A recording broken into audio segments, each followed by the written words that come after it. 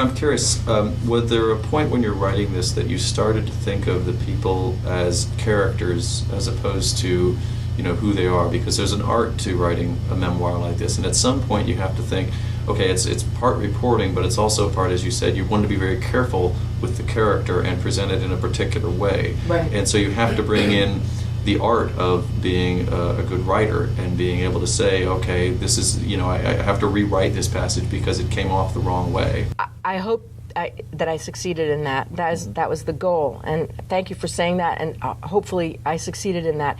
I read Three Writers again with the idea in mind to write the most objective, neutral, in the language, story I could. Who were those three writers? Well, the first one was Chekhov. I went back, and Chekhov wrote his brother letters, and one of the things, his brother wanted to be a writer too, and he said to his brother, in order to write great literature, there are several things you have to do, and one of them, number two, is total objectivity, and also don't get on a soapbox. And number three, I think, is don't harangue anybody on issues of socio-political or economic nature, or and so forth. Try to be honest and true. So objectivity was crucial to me. And then I read Primo Levi again, and Varlam Shalamov, who's a Russian writer who survived 17 years in Kolyma, which is the worst camp that Stalin ever made, in outer Siberia, freezing cold. And they wrote their memoirs. Primo Levi wrote about Auschwitz, and Shalamov wrote about Kolyma. And if you take their memoirs and you read line by line, you'll never find a judgment anywhere. You'll find an objective reporting of the events. And it's so chilling. It's so much more chilling than if they were screaming and yelling. Mm-hmm. And I said, okay, this is how I want to write this. If they could write about those topics with this kind of objectivity, then I can do this. Mm-hmm. And that's what I wanted to do. And obviously it's my story, and it's what I remember, it's my notes, it's my family. So it's not, clearly it can't be entirely objective. But I tried to even write about my own anger objectively. This is how anger manifested itself in me, and this is how I dealt with it.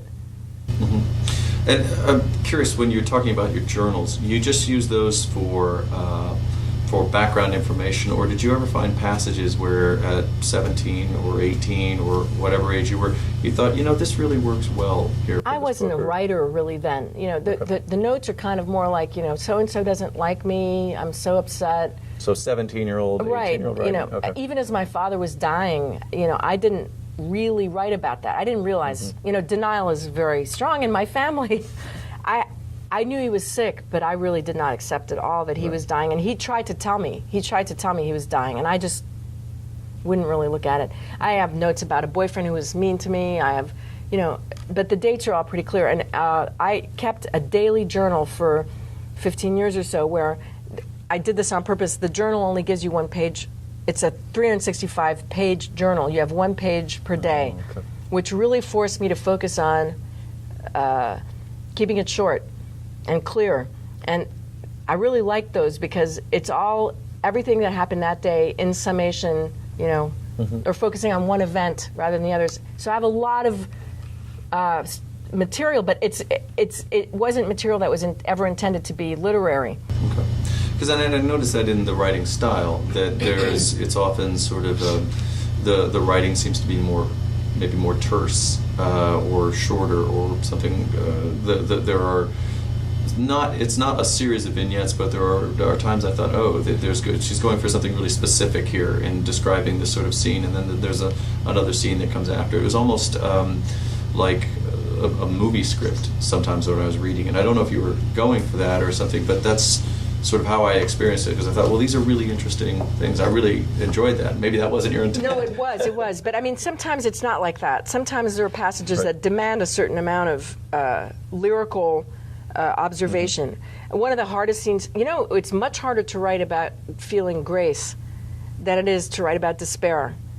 And Primo Levi says that too. Mm-hmm. It's a lot harder to write about happiness Okay. or feeling. So was the end of the book harder to write than the other parts? Because No, at the end of the book, you've come around to a much better Very place. hard. That was hard, but the hardest part for me to write, there were two parts that were really hard to write. One was when my mother had quit drinking for a while, and she wanted to go to the beach.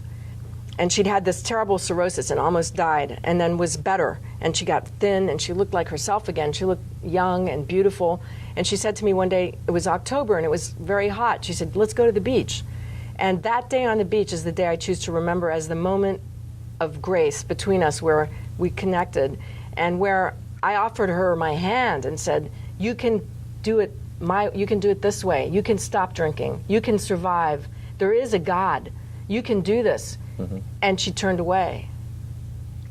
You know, and that was the hardest scene for me to write in the whole book. There were other really difficult scenes to write, like the moment that I started to believe in a higher power, which was on the beach in Florida, you know, in Key West, watching the sunset, which had nothing to do with anything. Why there? Why then? I don't know. That was harder to write than anything else. Mm-hmm. And you have two of those scenes. Yes. It's repeated because the first scene you're on your bicycle. In the same exact spot, right. and nothing happened. I asked for help and nothing happened. Mm-hmm. Yeah, exactly. And that's absolutely true. Those moments were exact in terms of how they happened. Okay.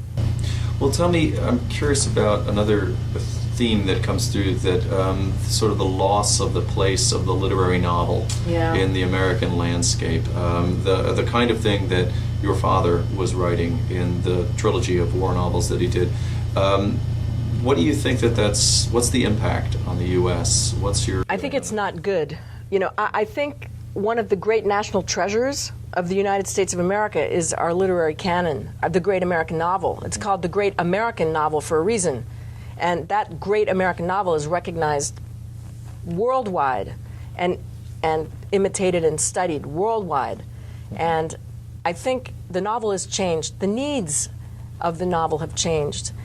We don't have the patience and the time anymore to really sit down and read a 5 or 6 or 7 or 800-page novel the way we used to. But I think the tradition of the great American novel comes, I believe, from the great Russian novel, more than from the British novel, for example. I really think that the tradition of the great American novel, with all its ambivalence and ambiguity, comes from the Russians, the way that I studied and read the Russians. And I think we don't have time anymore for those long novels that take a very long time to get to what they're saying and have great descriptive passages that are almost poetic in their beauty. I think that must have started changing when television came in. Mm-hmm. And now there's the internet and gaming and videos and, you know, the cell phone and all these different entertainments. Right. Technological intrusions and entertainments. The novel can still be great, and the novel can still play a huge role in our lives, but I think that the style of writing has changed, and that's okay. Change is not a bad thing. Change is fine. But what I fear is that there aren't enough novels getting published, not enough good literary novels getting published, because the template, the old template for publishing is not working anymore. Mm-hmm. And they know that, and we know that, but they don't know how to fix it. Okay. Well, we're looking forward to your next novel. Is there do you have a short answer for the next novel? Do you have an elevator talk yet? Not yet. An elevator pitch. I'm good at pitching my students' works to agents and publishers, but not my own. Okay. I do have one I'm working. It's about an unreliable narrator. It's a woman who lies. Okay. Well, that will be a bookend, so it'll have lies in the title as well for the next one. Possibly. Well, Kalie Jones, I want to thank you very much. Again, the book is Lies My Mother Never Told Me. It is available all over the place, and it just was released a few weeks ago in September. So thank you very much. Thanks for coming to Writers Talk.